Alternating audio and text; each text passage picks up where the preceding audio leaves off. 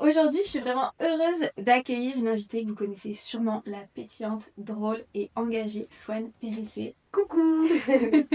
Alors Swan, tu es une humoriste, une autrice, productrice, une écoféministe, une militante, une créatrice de contenu et aussi une grande sportive. Merci. Merci enfin de le dire dans les médias. Tu as relevé pas mal de défis ces dernières années, à vélo, en rando, sur scène, et on va en reparler tout au long de cet épisode. Aujourd'hui, on va se plonger dans l'un de tes livres favoris, Dans la forêt de Jean Haegland. Ouais. Alors Jean est une femme, hein, je le précise. Je vais revenir un petit résumé dessus. C'est un roman bouleversant, écrit sous forme de journal intime où Nell, la narratrice, raconte comment sa sœur Eva et elle tentent de survivre après l'effondrement de la société moderne. Elles vivent seules, isolées dans une maison au cœur d'une forêt de séquoias en Californie du Nord. Il n'y a plus d'électricité, ni d'essence, ni de moyens de communication. Coup dur. Ouais. Toutes les infrastructures, alors supermarchés, hôpitaux, police, écoles, sont à l'arrêt. Seules après avoir perdu leur mère d'un cancer avant les événements, puis leur père, elles tentent de survivre, de s'adapter, tout en s'accrochant à leurs rêves. Nell d'entrer à Harvard et Eva de devenir danseuse au ballet de San Francisco.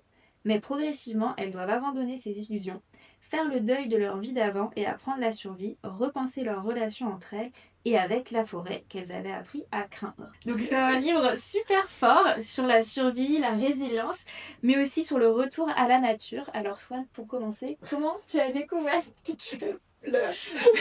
C'est trop beau ce livre. Je l'ai lu 50 fois et je pleure. C'est vrai que c'est ça l'histoire. Bah, je le connais bien quand même. Bah oui, mais écoute, moi aussi j'ai pleuré sur plusieurs passages du livre. Comment tu as découvert ce roman et surtout pourquoi il t'a autant marqué? J'ai découvert ce roman quand j'étais en Ardèche. C'est ma copine Jeanne qui m'a fait découvrir ce roman. Et c'est le livre qui m'a reconnectée à la lecture. Je pense qu'on a tous et toutes des périodes de vie où on a vraiment genre renoncé à lire pendant des années. Pour des raisons souvent de surmenage, ou parce que je sais pas, ton quotidien te permet pas de lire, quoi. J'avais la chance de partir une semaine en vacances avec des anciens de la comédie musicale de Sciences Po, parce que j'ai fait Sciences Po et on avait une comédie musicale.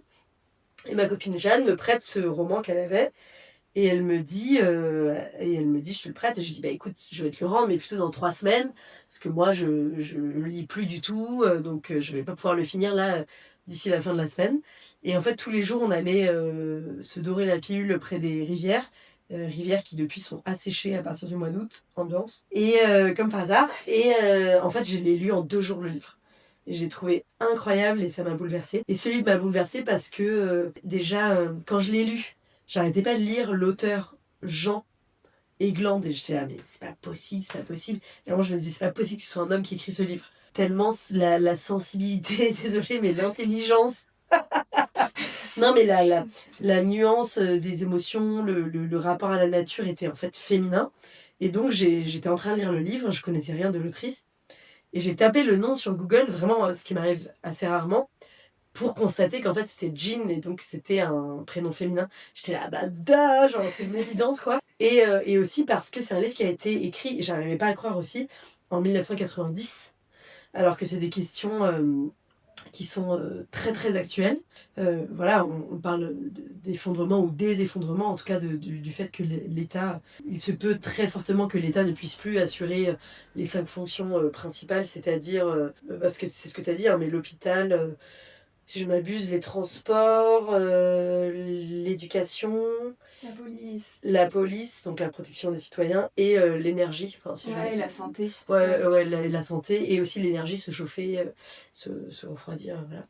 Et donc, c'est des questions très très actuelles. Et donc, j'ai fait des enquêtes sur ce livre. Il est sorti dans les années 90, il a pas fait de bruit, et il a genre explosé, là, si je ne m'abuse, de 2017 à aujourd'hui, il y a plus de 500 000 lecteurs.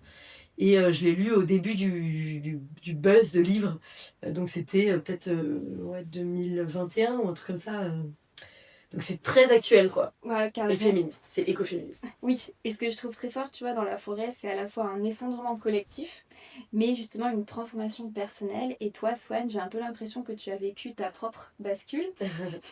Donc pas une fin du monde, hein, évidemment, mais un vrai changement de cap. Aujourd'hui, on te connaît pour ton humour engagé, ton militantisme, tes prises de parole écolo. Mais ça n'a pas toujours été exactement ton univers, même si c'était toujours une petite trame de fond tout de même. Est-ce que tu peux revenir sur ton parcours entre la période de YouTube 2015 où c'était peut-être plus commercial et justement le lancement de ta chaîne vers chez vous en 2021? D'ailleurs, moi, c'est là où je t'ai découverte. Ah super, mais je suis honorée. Ça ne m'étonne pas. Écoute, oui, avec plaisir. Donc moi, 2015, je voulais être humoriste, donc faire du stand-up, c'est ce que je fais aujourd'hui. Je suis retournée à mes premiers amours. En gros, j'étais humoriste et je cherchais à faire des vidéos pour attirer les gens dans ma salle. Et donc j'ai commencé à faire des vidéos d'abord pour explorer, voilà, des petites fictions, etc. C'était déjà féministe, hein, mes premières vidéos étaient déjà féministes. Et je trouvais ça rigolo. Donc j'ai carrément fait de la fiction, enfin j'avais aucune notion de budget et tout, moi je m'épuisais, je faisais des montages qui prenaient 3 semaines pour une vidéo qui durait 3 minutes. La meuf qui avait pas vraiment de notion de rentabilité effort, mais c'était super parce que j'ai appris plein de métiers, la réal, le montage, le motion design, le sound design et tout. Je suis pas spécialisée dans tous, mais j'ai appris à faire de la vidéo quoi. Et puis après j'ai rejoint un collectif et en fait très vite mes objectifs, un collectif de youtubeurs, mes objectifs sont très vite devenus faire le plus de vidéos possible, le plus de vues possible et avoir le plus d'abonnés possible. Ça a vraiment été la quête de ma vie pendant 2 ans. Et comme si j'avais mis de côté toutes mes convictions politiques, féministes, l'écologie, c'était pas encore rentré dans ma vie. Pour moi, c'était lointain, c'était vraiment mystérieux, pas du tout dans mon quotidien. Et surtout mes prétentions artistiques, quoi. Le but, c'est devenu de faire des abonnés. Et puis je sentais qu'il y avait un truc qui allait pas, donc je faisais des millions de vues, 2 vidéos par semaine et tout. Donc à l'époque, je disais, enfin, ça m'énerve de devoir faire des vidéos très vite qui coûtent pas cher, alors que je voudrais faire de la fiction. J'étais plus dans les courts-métrages, la grande production et tout. Et ça m'énervait que ça doive être rentable, ça m'énervait de travailler avec des marques qui m'intéressaient pas forcément, mais qui étaient les seules qui pouvaient s'aligner avec mes coûts, en fait, mes budgets, parce que à l'époque, plus tu avais d'abonnés, plus tu coûtais cher. Donc forcément, ça allait pas être des huiles naturelles ou des petits savons zéro déchet qui allaient pouvoir me rémunérer pour faire mon travail. Et en fait, ouais, j'ai implosé en vol, quoi. J'ai tout quitté, ça m'a saoulée. J'ai vécu une rupture amoureuse douloureuse et en parallèle, j'ai quitté donc, le collectif avec lequel je travaillais. J'ai arrêté les vidéos pendant bien 4 5 mois. C'était pendant le Covid. Donc j'étais un peu soulagée que le monde ralentisse en même temps que moi. Et je sais qu'il y a beaucoup de gens qui ont honte de dire que cette période a été heureuse pour eux. Parce que bien sûr ça a été terrible pour beaucoup de gens qui ont dû continuer à travailler, etc.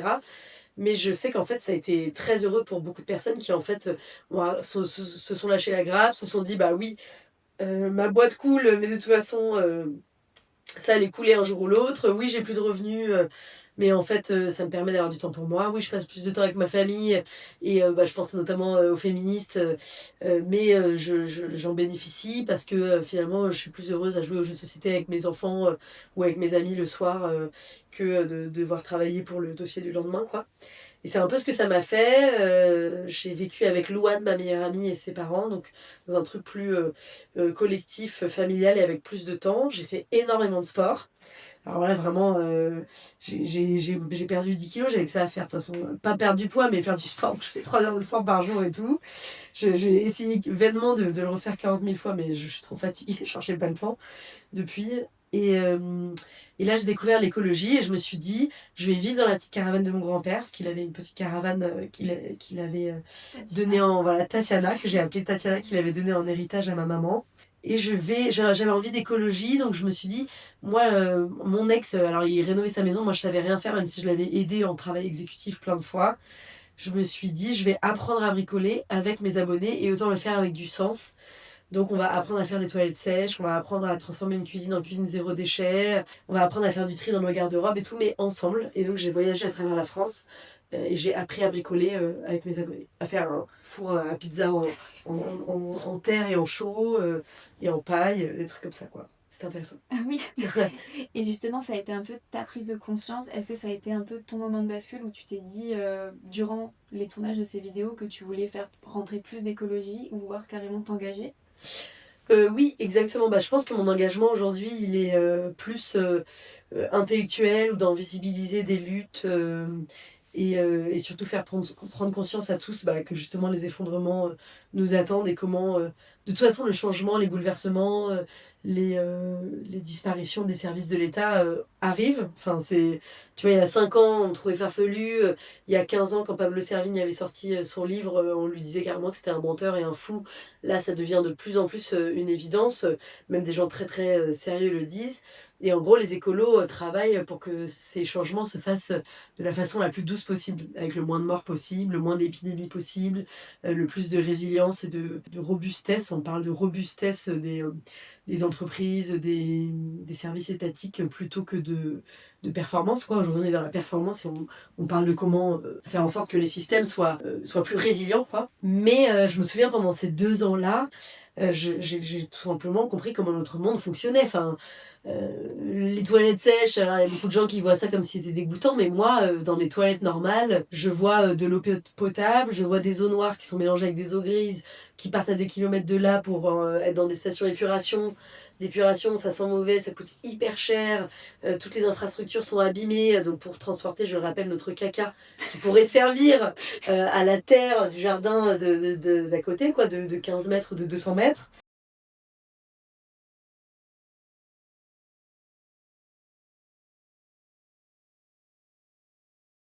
Et donc, voilà, c'était une prise de conscience que les déodorants qu'on met nous apportent des cancers du sein. Enfin, c'est pas prouvé directement, mais c'est quand même 95% de probabilité. Que la nourriture qu'on met dans notre corps a été fabriquée, puis, enfin, et a poussé dans le champ, puis est passé par 15 intermédiaires pour arriver finalement dans notre ventre et nous abîmer, etc.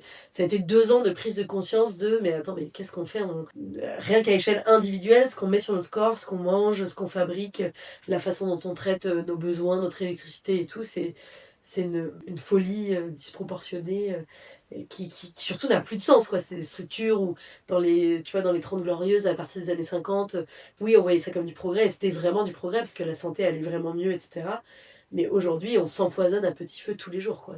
Ouais, le terrifiant. rapport il s'est inversé. Et dans le roman, justement, il y a une réelle dénonciation de la dépendance technologique et consumériste. Donc Nell écrit: c'est comme si nous ne sommes tous qu'un ventre affamé, comme si l'être humain n'est qu'un paquet de besoins qui épuisent le monde. Pas étonnant qu'il y ait des guerres, que la terre et l'eau et l'air soient pollués. Pas étonnant que l'économie se soit effondrée.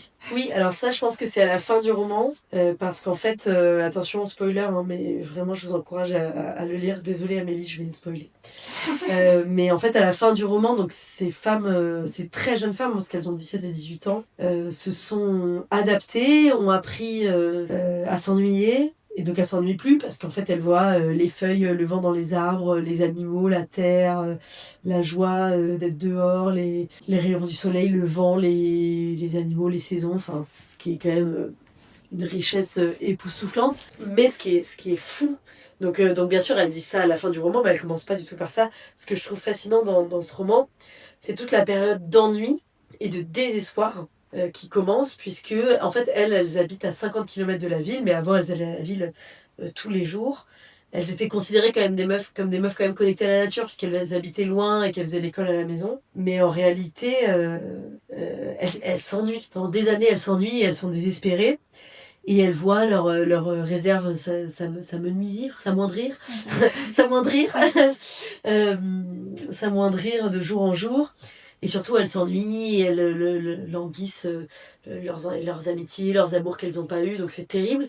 Mais en même temps, c'est comme s'il fallait passer par cette phase-là pour tout à coup regarder le ciel, pour tout à coup écouter les bruits, pour tout à coup expérimenter avec leur corps ce que c'est que de marcher pieds nus dehors, d'aller trouver les plantes qui leur font du bien parce qu'elles n'ont plus de médicaments. Et en fait, on est aujourd'hui dans une société de divertissement absolu et quotidien. Hein. Moi, 2 jours sans mon portable et je vrille. Une semaine sans voir personne, je deviens folle, quoi. Et donc, en fait, on est dans cette société où, et j'en fais partie, hein, je suis une divertisseuse, mais où on doit toujours être occupé absolument, rigoler ou pleurer ou avoir des émotions. Et moi, j'ai une réelle addiction aux séries, aux films. Alors, j'essaie de travailler les réseaux sociaux, mais quand c'est pas les réseaux, c'est autre chose, quoi. Et même plus tard aux livres, à la nouveauté. Et oui, c'est une société où comme si on se drogue avec le divertissement pour ne plus voir et tout finalement banaliser ce qui se passe dans les guerres, à Gaza. Ça plaît à personne de dire ça, mais on est presque habitué quoi, à ces images alors qu'on a un génocide qui se passe devant nos yeux. On a eu plusieurs génocides, puisque le 7 octobre, c'était un génocide aussi. Je le dis pour tous les tatillons, tatillonnes qui vont me dire, et le 7 octobre, voilà, j'en ai parlé. Il y a plusieurs génocides qui se déroulent devant nos yeux, et puis on est là à se divertir, à s'occuper absolument, et à puiser Oui, le monde, quoi. ouais. Ouais. Et justement, quand tu as basculé, tu vois, de ton côté très rémunérateur, commercial de YouTube à justement vers chez vous et à des engagements plus écolos, est-ce que ça t'a pas fait peur justement de renoncer à un certain confort? Oui, ça m'a fait très peur. Alors, le confort, il était bien sûr matériel, parce que je vis dans une petite caravane sans toilette, sans douche, donc j'allais dans les rivières quand je me lavais, et j'allais faire caca dans tous les bois de France. C'était un plaisir, quoi, passion caca dans les bois, même si c'est pas très écolo, mais on pourra en parler. Et Tu avais une petite pelle. ouais, bien sûr, j'avais une petite pelle, je faisais toujours à 150 mètres des rivières, je ne laissais jamais mon papier, tout est vrai. Mais donc c'était bien sûr physique. J'avais pas de chauffage dans la caravane, donc déjà tu commences à te connecter plus à la nature. La différence entre 4 degrés et 12 degrés, tu la sens très très vite. Aujourd'hui, toi et moi, on sort. Toi, tu fais beaucoup de sport dehors quand même, mais on se dit, il fait froid, point. Oui. Alors qu'en réalité, entre 12 degrés et 5 degrés, je te jure, il y a une différence énorme qui est ton confort et ta survie. Donc dans la caravane, tu le sens vraiment ça. Puis en plus, j'étais toujours en mini-jupe rouge à lèvres décolletée, comme à mon habitude. Là, je fais une mini-jupe parce que je suis en tailleur, mais l'envie est là. Et et bien sûr, c'était un inconfort de faire moins de vues, de faire des trucs, de faire des vidéos moins efficaces, avec plus de réflexion, de dire aux gens, vous n'êtes pas là juste pour rigoler et laisser de la bave couler, mais aussi pour réfléchir, pour vous emparer de ce que je vous donne, pour le refaire chez vous. Et ça, je pense que ça a été une douleur sombre pendant quelques années. Jusqu'à il y a vraiment pas longtemps, je voyais ça un peu comme un échec. Je me disais, mes vidéos, elles font que 50 000 vues, elles font que 100 000 vues, alors qu'avant, elles faisaient 800 000, 1 million, tu vois. Alors qu'aujourd'hui, je vois ça comme vraiment une bénédiction et un virage obligatoire, surtout que maintenant j'ai l'expérience et je vois bien que beaucoup de youtubeurs, en fait, changent de cap pour le mieux, parce qu'on a autre chose à raconter, et on devient tous et toutes un peu plus niche, quoi. Il n'y a pas beaucoup de gens qui continuent à monter, à faire des vidéos et des vues pendant 15-20 ans, tu vois. Et ouais, donc j'ai dû accepter en fait de plus être aux yeux des autres dans les tendances, à la mode, etc. Et je ne le regrette pas du tout et c'était trop intéressant de vivre ça, quoi. Et c'est jamais dur pour toi ou fatigant au quotidien le fait d'avoir fait le choix de politiser maintenant ta carrière? Je pense que la politisation elle est venue encore plus tard parce que cette période-là c'était plutôt les gestes individuels, etc. D'ailleurs, je me souviens, je voyais quelqu'un laisser couler de l'eau trop longtemps, genre au robinet, ça m'angoissait. Une brosse à dents électrique, j'étais là, quel déploiement quel gâchis d'électricité. J'étais vraiment une obsession qui est moins la mienne aujourd'hui. La politisation, elle est venue après, de dire justement, les initiatives individuelles, on a beau faire tout ce qu'on veut faire, ça sera jamais assez, donc il faut s'attaquer aux politiques. Non, en fait, j'ai l'impression que je me suis retrouvée finalement, après tout ça, j'ai refait du stand-up. Et donc maintenant, j'ai l'impression d'être exactement là où il faut, c'est-à-dire d'être revenue à du divertissement, donc vraiment de la comédie pure, mais engagée. Donc en fait, c'est comme s'il y avait eu le divertissement sans engagement, l'engagement sans divertissement, et maintenant les deux ont fusionné, et je pense que c'est ce que je fais de mieux. Donc je suis trop contente. Et c'est juste que de plus en plus dans mon engagement, je pense que ce qui m'intéresse, c'est comment pratiquer la démocratie et comment faire société. C'est-à-dire que ce qui va nous arriver, ça va nous arriver sur la tête quoi qu'il arrive.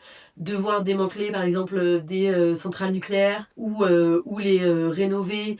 Rénover des rénovations. J'espère qu'il y aura des chaînes de rénovation centrales nucléaires ou gérer l'eau, c'est déjà des questions très importantes à Montpellier, parce qu'on est à Montpellier aujourd'hui. C'est de toute façon des choses qui vont arriver sur la table, et je pense que la façon de la faire le mieux, c'est de la faire en démocratie. C'est-à-dire, finalement, tendre la main à des gens qui pensent très différemment de nous, parler plus à nos voisins, nos voisines, faire des choses politique à dimension locale, si ce n'est locale, régionale. Tout ça pour dire que je pense que je regrette un peu mes premières années de politisation qui étaient ouvertement contre les gens qui pensent différemment de moi, tu vois, contre l'extrême droite. Très souvent caricatural, alors qu'aujourd'hui, je pense que le divertissement pur, c'est-à-dire parler de nos histoires d'amour, de nos histoires de cul, de notre quotidien ou des relations interhumaines,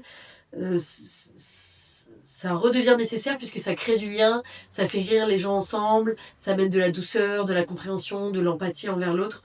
Et donc là, pendant 1 an, je vais arrêter un peu le stand-up pour faire un projet très écolo dont je te parlerai avec plaisir, où je vais remettre un peu les mains dans la terre, entre guillemets. Et là, je vais m'intéresser à des formes de stand-up où l'engagement est en sous-couche, quoi. Tu vois, genre, est enterré, et plus subtil, mais on dirait que c'est juste rigolo.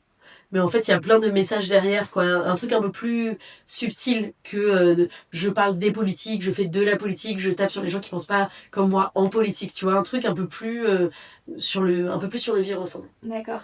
Et tu as mentionné justement Sciences Po. Moi aussi, j'ai fait Sciences Po. Oh là là. Et on disait souvent Sciences Po mène à tout. Est-ce que tu vois l'utilité maintenant de tes études dans ton engagement militant? Alors, oui, moi j'ai toujours vu Sciences Po comme une école quand même de l'arrogance.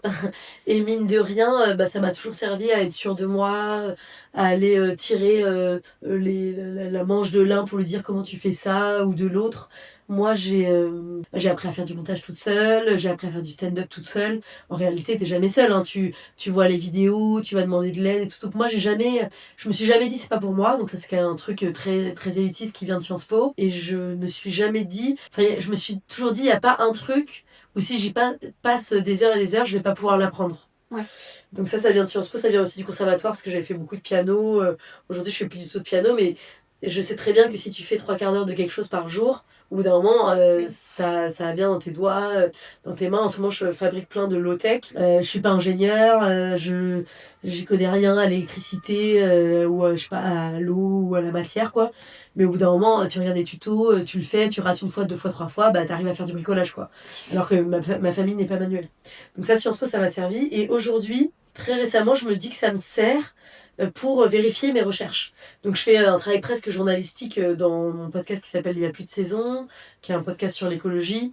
Je fais beaucoup de recherches avant de faire des blagues sur tel ou tel sujet d'actu pour être sûr de pas dire n'importe quoi. Quand tu fais de l'humour, tu fais toujours des raccourcis, mais pas des raccourcis, disons, complotistes ou fake news, quoi. Oui, c'est de la Voilà. vulgarisation, mais Voilà, c'est ça. oui. En fait, ça, tu le vois pas, mais moi je sais exactement le sujet qu'il y a derrière, quoi.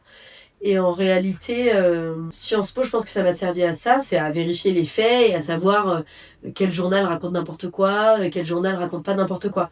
Et même, et je trouve que c'est très très important, mais vraiment ces dernières années, parce que tu as carrément des chaînes d'information, les chaînes d'information les plus regardées en France ont toujours été dans ont toujours été dans la caricature, l'exagération, voilà, mais maintenant c'est des fake news, quoi. Par exemple, ça a basculé là les derniers mois. CNews a toujours interprété différemment le salut nazi d'Elon Musk en disant bah non, il envoie son cœur à la foule. Bon, ça, tu peux te dire, c'est sûr qu'à 90% c'est faux, mais il y a quand même, voilà. Là, ils disent carrément que Sarkozy a été condamné sans preuve, ce qui est faux à 100%. Il faut juste aller lire les résumés gouvernementaux ou en tout cas de justice, quoi, des rendus de justice. Là, je me dis, bah, finalement, ces études qui sont méprisées par beaucoup de gens, et je l'ai dit eux-mêmes, je l'ai dit moi-même, parce que c'est vu comme très arrogant et très élitiste. Là, je suis contente d'avoir fait des études pour dire, ah bon, il n'y a pas de preuves. Je regarde 3 articles, je suis là, bah, il y a des preuves. C'est pas parce qu'il n'a pas été condamné pour 3 chefs d'accusation qu'il n'a pas été condamné pour un 4e. Enfin, donc là, ça devient plus essentiel que jamais, non pas d'avoir fait Sciences Po, mais d'avoir un peu de jugeote, quoi, et d'avoir fait des études. Ça peut être des lycéens hein, ou même des collégiens, d'avoir juste un cerveau bien fait qui dit ah cette nouvelle m'inquiète, ça fait appel à mes émotions, je vais aller vérifier 2-3 trucs. Et je le fais pour les trucs de gauche aussi, hein. Oui. Il y a plein de gens qui exagèrent ou qui sortent des chiffres de nulle part. À chaque fois j'interroge les chiffres, je dis ah bon c'est bizarre, attends laisse-moi vérifier, c'est pas que je crois pas ce que tu dis, c'est peut-être que c'est une fake news ou peut-être que ça c'est sorti sur les réseaux sociaux et tout, voilà. Oui, justement, tu es originaire de Paris. Dans le roman, il y a une transition un peu similaire à la tienne où on se reconnecte à la nature et je vais citer. Donc au début, Nell parle ainsi de la nature. Au-delà de notre clairière, il n'y a que la forêt, une étendue sauvage, inutile, avec des arbres et des herbes folles, des sangliers et des vers de terre. Puis en fin de roman, petit à petit, la forêt que je parcours devient mienne, non parce que je la possède, mais parce que je finis par la connaître. Donc toi, tu as réussi à réapprendre ton lien avec la nature et tu as justement un projet, là, dont tu as mentionné. Donc comment toi, tu as pu réapprendre et quels seraient peut-être tes conseils pour réapprendre à se connecter à la nature? Waouh! Mais c'est vraiment, ce qui est incroyable dans le roman, c'est vraiment ça, quoi. C'est que au début, ce que en tant que lecteur, tu vois comme un drame et en plus, enfin, leur papa meurt dans des conditions Ouais. atroces parce qu'il y a plus d'hôpital, enfin, tout est terrible et en fait, c'est le monde qu'on connaît, qui fonctionne plus et donc en effet, la forêt est terrifiante, en fait. Et parce que, en fait, le capitalisme a construit la forêt comme, enfin, la nature comme devant être dominée, comme des dangers, comme l'humain qui écrase et qui est la nature, alors qu'en fait, dans la nature, il y a de l'entraide, il y a toutes les sortes de sexualité, il y a toutes les façons de faire famille. Quand tu regardes les éléments qui s'entraident, enfin, c'est vraiment incroyable la nature, quoi. Donc moi, j'ai pas du tout de connaissance de la forêt, hein. En effet, je pourrais pas reconnaître 3 arbres et tout, donc je me dirais pas que je suis connectée à la nature. Par contre, j'essaye d'apprendre d'apprendre de mes 10 doigts à faire des choses, et donc pour moi, l'une des voies, c'est vraiment la low-tech. Donc la low-tech, c'est le contraire de la high-tech, donc de la high technologie. Et la low-tech, ça te reconnecte justement avec construire des technologies, mais qui abîment pas la nature, qui sont accessibles financièrement et qui sont réparables facilement. Donc déjà, chez toi, savoir d'où vient l'eau, comment l'eau est potabilisée, grâce à la Chine d'ailleurs, j'ai appris ça il y a pas longtemps. Parce qu'en fait, on a besoin de charbon actif pour rendre l'eau potable, et le charbon n'est pas produit en France. Comment on va faire sur la Chine? Bon courage. Quand t'apprends, ambiance, quand t'apprends, voilà, à potabiliser de l'eau, à récupérer de l'eau de pluie, à faire naître des légumes d'une terre qui était auparavant aride ou qui fonctionnait pas, et ben au moins, enfin, t'es un peu moins bête et t'es un peu plus connecté à bah, comment je suis vivant. Ah oui, je mange des vitamines, je bois de l'eau, les céréales, j'arrive pas à les faire pousser, donc un peu plus de respect pour ton boulanger et derrière lui ou elle, ton agriculteur ou ton agricultrice, tu vois. Voilà, donc je trouve que la low-tech, c'est un bon pas vers ça, quoi. Comment je vis, comment je me déplace. Tu vois, on dit souvent le train c'est super écolo. Moi, je fais genre 75 000 kilomètres de train par an. Le train, c'est l'énergie nucléaire. Donc, écolo, pas écolo, c'est des débats tout à fait pertinents chez les écolos. Moi, je suis pas du tout anti-nucléaire. Mais non, le train, c'est pas écolo. Et tu sais, souvent à la fin, quand t'arrives, ils disent merci d'avoir choisi le moyen le plus écologique pour voyager. Non, c'est le vélo, le moyen le plus écologique On pour va en voyager. parler après. Et ou la marche. Enfin, donc en fait, je suis là, genre, bah non, c'est pas vrai. Et donc c'est fou parce qu'on est vraiment là à prendre le train. Et c'est super, hein, je dirais, bien sûr qu'il faut prendre le train par rapport à l'avion. Et je l'encourage à fond. Mais aujourd'hui, j'ai pas du tout une vie déconnectée des énergies. Écolo. J'essaye d'avoir une vie écolo parce que je prends le plus rarement possible l'avion. Quand bien même je prendrais 0 fois l'avion, j'aurais pas une vie écolo jusqu'à ce que j'apprenne à faire des déplacements qu'à vélo ou qu'à pied, tu vois. Ouais. En préparant le podcast, je suis tombée sur de très très vieilles vidéos Ouais, les deux aussi. où tu parles de transformation physique et de ton quotidien avec le sport. Ouais. Je sais pas si tu t'en souviens. Oui, oui, je m'en souviens. Donc ouais, c'est un peu dossier. Justement, comment ta pratique a-t-elle évolué, on va dire, avant Covid et après Covid? Ma pratique du sport? Ouais. Moi, j'ai eu 30 ans pendant le Covid, hein, donc c'est aussi par rapport à ton corps et comment tu changes. Donc avant, je faisais... j'ai toujours adoré les défis sportifs et tout. Je suis sortie avec un mec qui était skieur professionnel. Donc j'ai toujours fait des trucs de ouf, genre des randos spontanément, des trucs de ski, du hors-piste alors que je suis nulle en ski. Enfin, j'étais bien obligée de les suivre, sinon j'allais mourir en haut de la montagne. Donc voilà des trucs que mais aucun maintien régulier, j'avais aucune idée de ce que c'était que la mobilité, le pilate, le renfort musculaire, le cardio, enfin j'y connaissais rien quoi. Bon, après j'ai fait quand même sport études handball, j'ai fait du rugby, enfin tu vois, mais je me posais pas la question. Après le Covid, donc en gros j'ai perdu beaucoup de poids, donc j'ai longtemps vu le sport comme une façon... Enfin, j'ai toujours vu le sport comme quelque chose d'émancipateur où tu te sens mieux dans ton corps. De toute façon, quand tu fais du sport, tu te sens mieux dans ton corps, vraiment. Ça va mieux le moral, tu te sens puissante. Le truc de se muscler, pas forcément perdre du poids, tu vois, mais tu tu sens que tout d'un coup t'arrives à soulever des trucs que t'arrivais pas à soulever, tu te sens mieux dans ton corps, t'as moins mal quand tu fais une marche arrière, tu sais, comme un gros daron là en mettant ton bras là, des trucs comme ça. Mais c'est un peu, tu reprends le pouvoir sur ton corps. J'arrive pas à genre être archi bonne, les abdos dessinés, tout comme il faut sans faire 4 heures de sport par jour. Donc je me suis bien rendu compte que l'image que beaucoup de personnes montrent sur les réseaux sociaux, déjà il y a des corpulences qui sont différentes, et je me suis bien rendu compte qu'il faut y consacrer énormément de temps si tu veux atteindre les idéaux qu'on nous martèle tous les jours. Donc à partir de là, j'ai maintenant un rapport au sport hyper bienveillant, c'est-à-dire que je fais du sport régulièrement et je suis trop fière de faire du sport régulièrement avec ma vie qui consiste à être en tournée partout, à droite à gauche, à manger n'importe quoi, n'importe où, quand tu peux, où tu peux. Et donc maintenant j'ai des défis sportifs réguliers, globalement de vélo et de course. Et le reste du temps j'essaie d'entretenir en faisant un peu de course et du pilates. Et je suis trop contente et je le fais pour mon bien-être. Et que dans la bienveillance quoi. Avant je faisais des trucs hyper durs, je transpirais, je me tuais et tout, toi tu connais. Mais maintenant déjà quand j'arrive à faire une petite heure d'abdos doux, ou même juste bouger, tu vois, de la mobilité, parfois je mets de la musique et je bouge 1 heure sur mon tapis, je suis trop fière, trop contente, Ouais. et j'essaie de transmettre ça aux autres le plus possible. Le livre, Nell décrit avec beaucoup d'admiration mais aussi une pointe de jalousie la pratique sportive de Eva. Eva adorait ce mélange de travail et de transpiration, elle adorait la liberté et l'exigence de la danse, elle adorait danser. Donc est-ce que maintenant on peut dire que quand tu pratiques le sport, tu es plutôt dans une relation justement de plaisir? Et donc tu disais de la bienveillance, mais tu prends du plaisir maintenant par rapport à justement avant où tu parlais que c'était plutôt une transformation, mais peut-être comme une punition. Moi je pense pas que ça a été une punition. Tu sais, c'est arrivé, quand j'avais perdu 10 kilos là, que j'étais archi bonne. C'est arrivé, je me trouve toujours archi bonne, mais que je correspondais au standard, tu vois. C'est arrivé après une rupture, et il y a beaucoup de gens qui changent de corps après une rupture. J'ai l'impression d'avoir repris le pouvoir. En fait, j'arrivais pas à contrôler mes émotions tellement j'étais triste. Et du coup, j'avais repris le pouvoir sur quelque chose. Et ça m'avait plu, tu vois.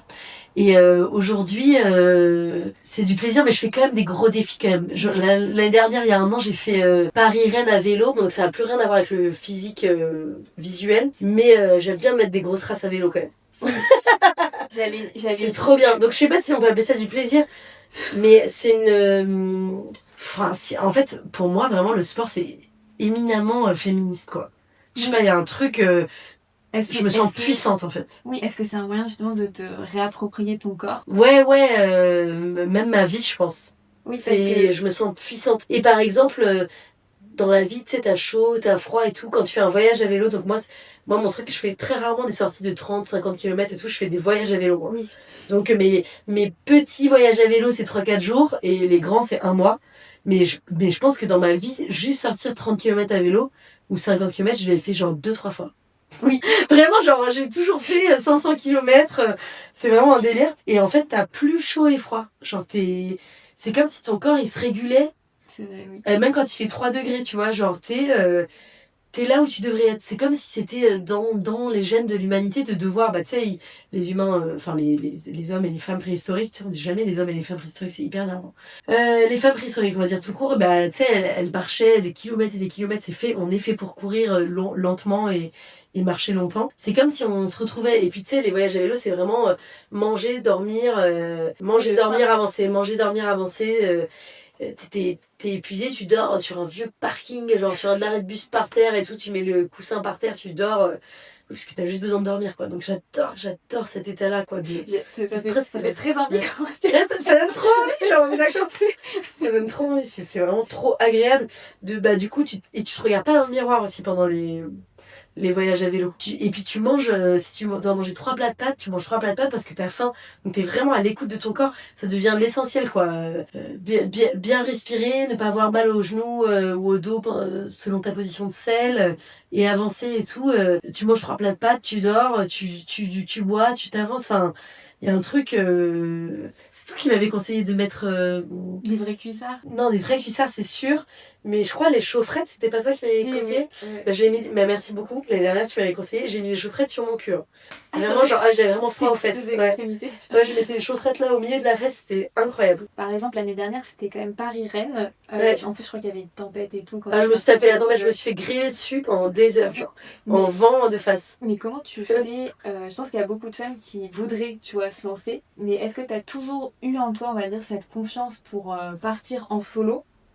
Ou c'est quelque chose que tu as acquis au fur et à mesure? C'est quelque chose que j'ai acquis au fur et à mesure et je vais te dire, ma colère envers les hommes s'est beaucoup apaisée ces dernières années. Enfin, je pense que ça fait 1 an que je suis beaucoup moins en colère et je pense que j'ai beaucoup de reconnaissance envers mes amis sportifs, mes amis hommes sportifs. Et notamment parce que ils m'ont amené vers l'indépendance.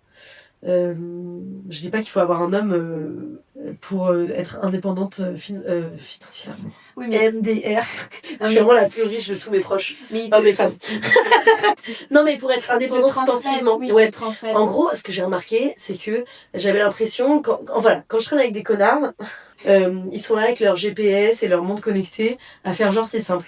En réalité, c'est des potes qui leur ont appris. Oui. Tu vois, à connecter ta montre à ton appli Nolio, je sais pas quoi, à regarder tes performances et tout. Et ben moi, j'ai des mecs super dans mon entourage qui m'ont montré comment faire une trace à vélo, tu vois. Dont mon GPS par exemple, il est connecté à l'appli d'un pote à moi qui voit à chaque fois que je fais des parcours et comme ça il voit s'il y a un accident, tu sais, avec Garmin et tout, s'il y a un accident ou si j'ai une galère. Donc quand je crève 4 fois, tu vois, il m'envoie juste un petit message, genre ça va, parce qu'en fait il voit que la fois, pendant le Paris-Rennes, j'ai dû... le premier jour de 110 ou 112 km, c'était le jour de la grêle et de la tempête, hein, j'ai crevé 2 fois, et donc j'ai dû faire du stop, aller changer la chambre à air et mes pneus. C'était genre le plus gros défi de ma vie. Donc en fait, je pense que j'aurais pu faire 140 km parce que j'ai eu cette galère au milieu de la nuit, tu vois. Après, tu fais les 20 derniers kilomètres dans la nuit, tu te dis c'est la fin, c'est facile, les autres trop bien. Bref, et le mood quoi. Et donc, je suis trop reconnaissante de mes amis qui m'ont aidée. Et donc, au début, je m'intéressais même pas au GPS. J'ai commencé avec mon pote Mathéo Balès. On a fait quand même 1600 km, je crois, mon premier voyage. Oui, jusqu'à Copenhague. C'est beaucoup trop. Il faut pas faire ça comme un premier voyage. C'était ton tout premier? C'était mon tout premier. Je m'étais pas du tout entraînée. C'est-à-dire qu'après, à partir du 2e jour, je mourais de douleur. Ça a duré 1 mois, genre. Après, je me souviens d'un story que t'étais vraiment sans filtre et tu le montrais quand même. Et ça, au moins, ça permet de remettre les pendules à l'heure pour tout le monde, pour montrer que c'est pas si facile. Et j'étais mal équipée, en fait, le cadre était trop grand, donc j'avais des bras en PLS et tout, j'avais des névralgies. Mais j'ai commencé avec des potes. Et quand je me suis sentie prête, parce qu'au début, tu vois, t'as les sacoches, c'est pas facile, je me suis mise au GPS. Et quand j'ai compris le GPS, je me suis mise à une petite sortie toute seule. Et maintenant, j'ai qu'une envie, c'est de repartir seule. C'est incroyable, genre. C'est prévu ou pas cette année? Non, mais je te promets, et je t'enverrai un message. Non, mais que je vais le faire dans les 4 mois, parce que je me promets à moi en même temps. J'ai vraiment envie de refaire Paris-Rennes. Après, peut-être que tu pourras améliorer encore mieux ta trace et éviter les faux plats. Éviter les faux plats? Ah, non, impossible. En fait, vous savez pas, mais Rennes, c'est dans une chaîne de montagnes. Personne me l'avait dit. Après, c'est jamais vraiment plat là-bas, hein. C'est ça qui est un peu... Oui, parce qu'il y avait un putain de faux plat qui avait duré genre... Oui, c'est ce que tu disais dans tes peut-être 15 ou 17 km. On va revenir sur le livre. Eva, malgré l'absence de musique, continue de danser avec très peu. Elle répare ses pointes, utilise un métronome. Et comme Eva, Swan, tu montres qu'on peut justement partir faire des très longs voyages à vélo avec très peu en empruntant ou en achetant d'occasion. Donc, est-ce que justement tu continues dans cet esprit-là du lot en sport?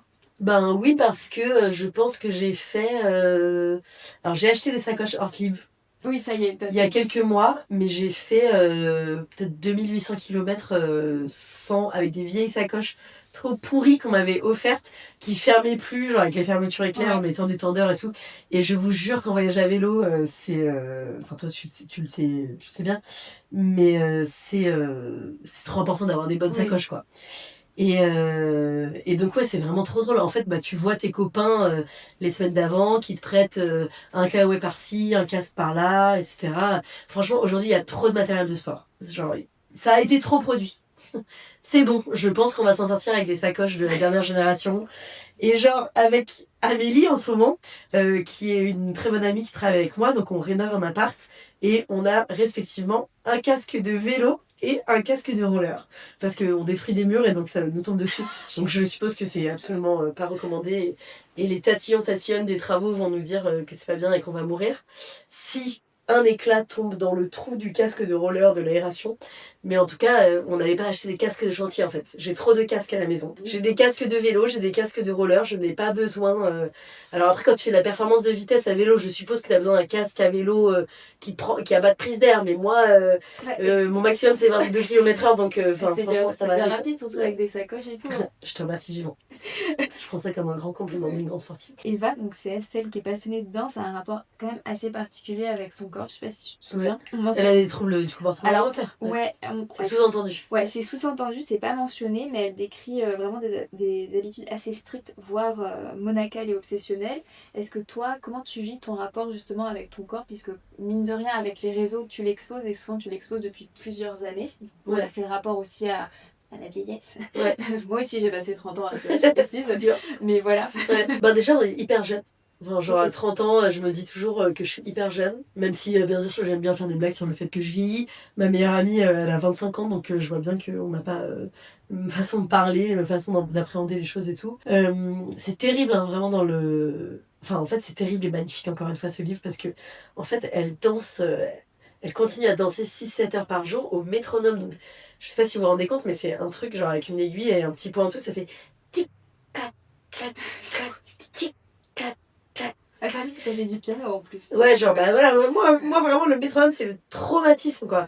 Et quand on se mettait au métronome avec les profs de piano, c'est qu'on sentait plus le rythme, on se faisait engueuler, on était obligé de travailler au métronome, tu vois. Et donc c'est vraiment un truc, ouais, le conservatoire, j'imagine la baguette et tout.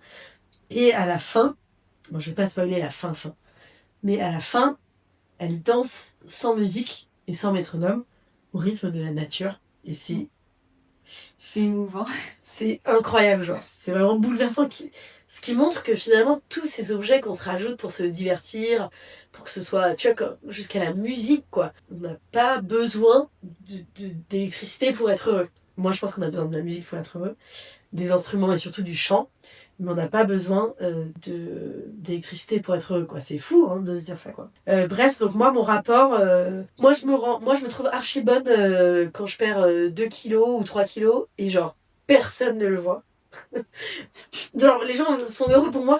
Et donc, je me rends bien compte que c'est que notre reflet dans notre miroir qui change. Et je me rends compte aussi que quand je mange bien, c'est-à-dire bien... en fait, c'est-à-dire bien beaucoup, mais moins de sucre, on va dire.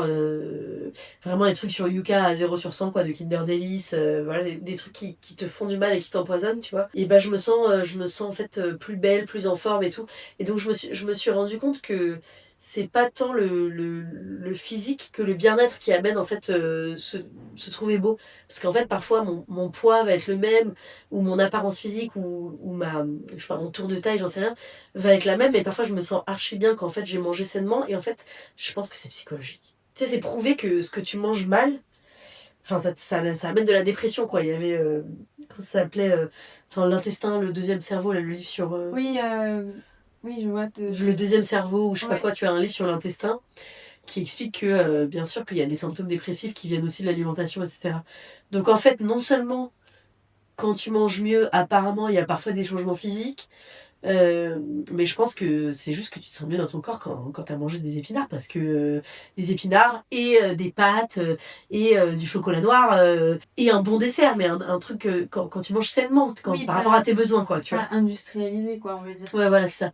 Donc moi, je me mets de la rigueur et des obligations quand je suis dans des grandes périodes de stress, parce que j'ai le emotional eating, donc c'est là que je vais manger pour me faire du mal, comme des gens boivent de l'alcool pour enlever le stress, tu vois. Donc je mange pas pour me faire du mal, mais je vais avoir un gros coup de stress, donc je vais enfiler du sucre, etc.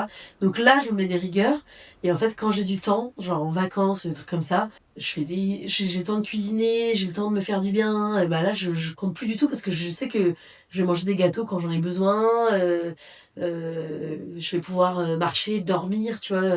Moi, principalement, je prends du poids à cause du stress et du manque de sommeil. Donc c'est plutôt tu vois, dans les prépas d'Olympia et tout, où là, je vais m'obliger à faire attention, parce que je sais qu'en fait, j'oublie ce qui va me faire du bien. Et dès que j'ai du temps, en fait, parce que c'est le mal de notre siècle, dès que j'ai du temps, bah, tout est spontané et intuitif. Mais je me souviens justement quand j'avais sorti cette vidéo, ma transformation physique, il y avait beaucoup de gens bah, justement qui me disaient tu dis n'importe quoi, t'incites au TCA, c'est pas bien et tout, il suffit de manger comme on veut, comme on peut. En fait, c'est quand t'as le temps que tu fais pas n'importe quoi. Parce que le monde est plein de poison. Il y a des pubs pour Magnum partout, des fast-food qui nous hurlent dans les oreilles toute la journée. Bah non, je suis désolée, moi, si dans une période de surmenage, comme c'est le cas de 90% des gens, je pense, le burn-out, c'est vraiment quelque chose qui atteint beaucoup, beaucoup de gens, où quand on est tous et toutes malmenés au travail, tu vois. Bah non, si je mange comme je veux, je suis désolée, je suis en mauvaise santé. Parce qu'en fait, tous les jours, on nous martèle des choses qu'il faut pas manger en nous disant que c'est génial pour nous. Même des trucs protéinés, etc. Donc, le secret, sommeil étant temps pour soi, quoi. Oui, quand on est une personne publique, les gens s'autorisent tout et n'importe quoi Ouais. dans les commentaires. Ouais. Donc dans le roman, je te cite un passage sur la réappropriation de son corps. Donc c'est suite à un événement, mais on va pas en parler. Donc n'oublie pas que c'est à toi, que le corps est tien. Personne ne pourra te le prendre si seulement tu l'acceptes toi-même. Revendique-le à nouveau, tout est à toi. Toute cette générosité, toute cette beauté, toute cette force et cette grâce sont à toi. Waouh. Ouais, c'est beau, hein. C'est tellement beau. Surtout, comment tu fais pour gérer tous les commentaires? Parce que en préparant le podcast, forcément, je suis allée sur des contenus, je me dis waouh. Bon, les commentaires, je les lis pas. Ouais. Et genre, vraiment, je suis pas au courant, tu vois. Enfin, je sais très bien que les gens parlent de mon physique. En plus, c'est horrible, parce que quand t'es sur les réseaux depuis 15 ans, bah, en fait, ton corps, il change en Oui. 15 ans, tu processes pas pareil. Enfin, moi, globalement, j'ai pris du gras et pris énormément de muscles. Et je suis trop contente, parce que la dernière fois, j'avais essayé un truc que j'avais pas essayé depuis un an. Et j'étais là, genre, ouais, j'ai trop grossi et tout. Et j'en ai parlé avec ma productrice, elle me dit, mais t'as trop musclé. Elle m'a dit comme ça, parce qu'elle s'est parlé. Mais c'est ça que j'ai fait exprès de lui dire comme ça. Et genre, j'étais là, putain, en fait, je suis trop stock, genre, j'adore. Donc, je lis pas les commentaires. Donc, ça, j'en ai parlé dans 40 000 interviews, mais je ne pense pas qu'un cerveau puisse lire ça. J'ai, comment dire ça? Alors, attends. Est-ce que je peux dire ça? Oui, je peux dire ça. J'ai un nouvel amoureux dans ma vie qui est absolument merveilleux, qui lui va lire mes commentaires et qui est donc traumatisé pour moi. Et je lui dis, mais ne fais pas ça, tu vois. Genre, je lui dis, ne fais pas ça. Et donc, même lui est choqué et perturbé et tout. Je pense qu'il n'y a aucun cerveau humain qui peut encaisser ça. Donc, je lis pas les commentaires. Et après, moi, mon corps, j'en suis trop, trop fière. Récemment, j'ai fait une captation où j'ai des bottes très courtes, enfin des chaussures courtes. Alors d'habitude j'ai des bottes montantes et j'ai des mollets, mon gars, mais genre c'est impressionnant comment je suis musclée. Ouais, genre c'est impressionnant comment je suis musclée, mes quadris et tout. Et bah ça donne un effet vraiment genre jambes musclores avec une mini-jupe et tout.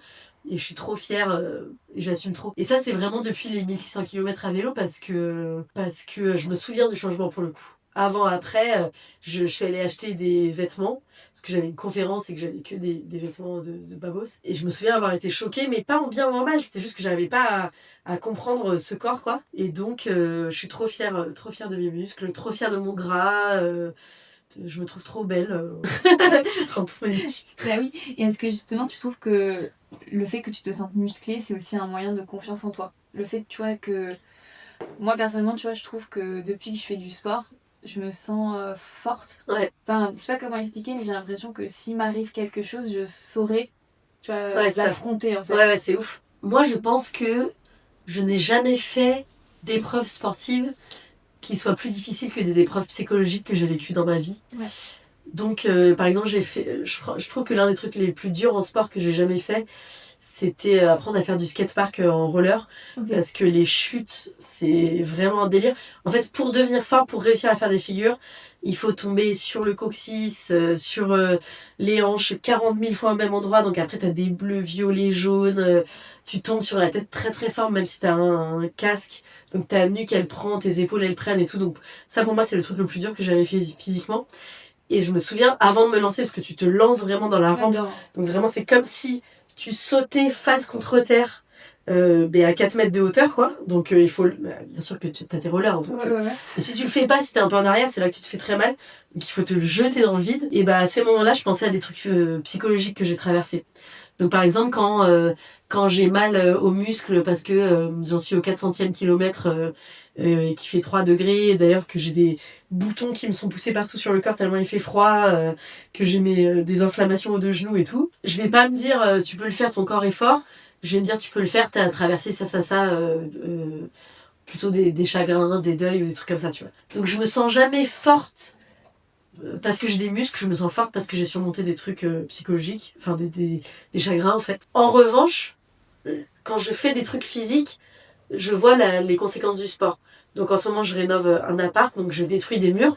Donc c'est dur parfois parce que t'es en haut d'un escabeau, moi je suis 1m50, donc compassion. Petit geste sur l'épaule pour ceux qui écoutent en podcast, parce qu'on est toutes les deux petites. T'as le bras tendu, t'es dans une position hyper inconfortable avec une masse, donc c'est hyper lourd quoi. Et là, je suis là genre easy quoi. Oui, easy grâce à la mobilité, le pilate. Mais c'est plus quand je fais les trucs du quotidien qui sont facilités par le sport, je me sens forte. Donc tout à l'heure, tu disais que tu avais un peu apaisé ta colère dans la pratique sportive. Dans ton spectacle Calme, tu dis quand même que le yoga ne t'apaise pas. Ouais. Alors maintenant, comment tu arrives à extérioriser pour t'apaiser ? Bon, en réalité, je suis apaisée aujourd'hui parce que ça fait 2 ans que je fais un spectacle sur la colère. Aussi. Donc ça m'a tellement aidé d'avoir 100 000 spectateurs ou presque qui... je dis 100 000 de plus en plus. En fait, j'étais à 75 000 il y a genre quelques mois, donc maintenant je dis 100 000, mais je pense que j'exagère. Il faudrait que je sache, on va dire 80 000. En fait, ouais, le fait de faire un spectacle sur la colère avec littéralement des milliers de personnes qui crient, applaudissent, se réémuent quand je fais des blagues là-dessus. Ça m'a apaisé comme si je partais avec une conférence politique et que je rencontrais et que je me connectais avec tous ces gens. Donc ma façon d'apaiser ma colère, je pense ça a été ça. Ça a été de faire un spectacle et de le jouer partout en France pendant 2 ans. Et là, j'arrive au bout, comme si je m'étais guérie. Donc le 6 février, c'est ma dernière au cirque d'hiver. Et donc c'est la fin d'une tournée vraiment immense. On est allé à Pétaouchnok, un peu partout en France. Donc on allait dans des villes qui sont pas Pétaouchnok, mais des Pétaouchnok, des villes qui sont à Pétaouchnok. J'adore dire ce mot que plus personne n'utilise, donc je vais le redire, Pétaouchnok, Pétaouchnok, Pétaouchnok. Et donc je pense que ça m'a apaisé, ça m'a guéri de me rendre compte qu'on est tous et toutes très énervés, en colère. Et aussi, je suis très fière de parler de colère, parce que je parle de colère légitime, notamment de la colère des femmes qui a été effacée et interdite pendant des années, qui l'est toujours. Mais je trouve qu'aujourd'hui, il y a quand même des colères qui sont exploitées de façon très dangereuse et très inquiétante. Et donc, j'ai hâte, j'ai hâte de faire le deuxième volet de mon spectacle, qui, je pense, sera sur le pardon et sur le vivre ensemble, ce que je t'évoquais plus tôt. On n'est pas sur Google Doc. Et pour terminer, donc quand tu pratiques un sport, donc tu disais tout à l'heure qu'il n'y avait pas des phrases que tu te donnais, mais est-ce que tu as quand même peut-être des mots ou des phrases que soit on t'a dites, qui t'ont touché, qui te motivent et que des fois tu réutilises donc dans le sport, mais même au quotidien quand tu prépares un spectacle ou avant d'aller sur scène? Oui, donc ça m'a été appris par... Enfin, ces phrases m'ont été apprises par mon ex qui m'a mis sur un VTT de montagne. Il m'a dit les fesses en arrière, les pieds flex sur les pédales, un doigt sur les freins, et il m'a poussé. Et donc moi j'ai appris le VTT en descente sur les racines, dans les tout petits virages et tout, et je suis tombée mais 50 000 fois en sang, etc. Et j'ai appris bien plus tard que personne ne fait ça en fait. Donc je suis très reconnaissante envers mon ex pour ça. Et lui, donc c'était le champion de ski là. Lui, il s'auto-coachait et donc il me disait dis-toi bravo, t'es trop forte et tout. Donc ça je le fais tout le temps dans les défis sportifs. Ça, je fais des blagues dans le spectacle où je dis souvent quand je cours je me dis ah t'es une gazelle et tout, et je dis en général c'est à ce moment-là que je croise mon reflet dans une vitrine et je vois quelqu'un qui fait et je suis là mais enfin pourquoi Gollum me poursuit. Voilà. Et il me disait aussi tu te dis au pire je meurs. Et je te jure, ça apaise. Bah, ça, je pense, c'est vraiment quand tu fais des sports... comment on appelle ça, là? Extrême. Voilà, des sports extrêmes. Au pire, je meurs. Je trouve qu'il y a un truc apaisant. En vrai, c'est pas ça. Au pire, t'es tétraplégique. Hein. Mais bon, faut pas trop se le dire. Ouais, au pire, tu meurs et bah lui, il était resté coincé dans une avalanche. Donc, il disait, bah en fait, quand tu meurs, parce qu'il a failli mourir, il avait la GoPro et tout. Et lui, il disait, quand tu meurs... c'est pas toi qui es inquiet en fait, hein, c'est les autres. Hein. Oui, toi, c'est vrai. Oui. Toi, t'es là, ciao, c'est fini quoi. C'est un peu terrible, mais c'est surtout dur pour les autres, je pense. Donc ça, c'est plutôt pour les trucs sportifs. Et pour la scène, je trompe mon cerveau.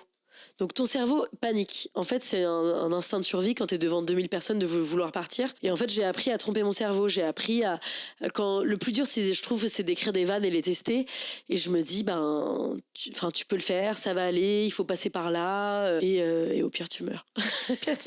Ça sera le mot de la conclusion. En tout cas, merci beaucoup, Swan, d'avoir accepté de participer à l'Endurance des mots. Où est-ce qu'on pourra te retrouver en ce début d'année? Donc, je joue au 6 février au Cirque d'Hiver à 19h et 21h30. Et je joue en tournée dans toute la France. Donc vraiment, je vais partout dans des grandes salles. À Bordeaux, au Femina, à Lyon, à la Bourse du Travail. Je me demande si c'est pas complet déjà. Et donc n'hésitez pas à prendre vos places puisque je repasse dans des villes dans lesquelles je suis déjà passée. Dans la région de Montpellier, je vais jouer à Palavas-les-Flots. Vous êtes tous et toutes les bienvenus. Voilà. Et il y a toutes les infos sur mon site, swanperissé.fr. Parfait. Écoutez, je vous dis à très vite les amis. Bye bye. Bye bye. Et voilà les amis, j'espère vraiment que ce premier épisode vous aura plu. Alors si vous aviez déjà lu Dans la forêt de Jean Egland, sachez qu'un tome 2 est récemment sorti et il s'appelle Le temps d'après, je vous le recommande. Pensez à vous abonner sur vos applis d'écoute, à me laisser vos retours sur Apple Podcast ou directement sur ma chaîne YouTube ou le compte Instagram L'Endurance des mots. Et n'hésitez pas bien sûr à vous inscrire à notre newsletter sur Substack. Je sais pas pourquoi je dis nous, notre newsletter, alors qu'il n'y a que moi derrière, donc à ma newsletter sur Substack. Encore merci vraiment à Swan pour sa confiance et sa gentillesse qui m'a permis d'enregistrer ce tout premier épisode en sa présence. Et merci à vous d'être là. J'en profite pour vous souhaiter une très belle année 2026 et à très vite.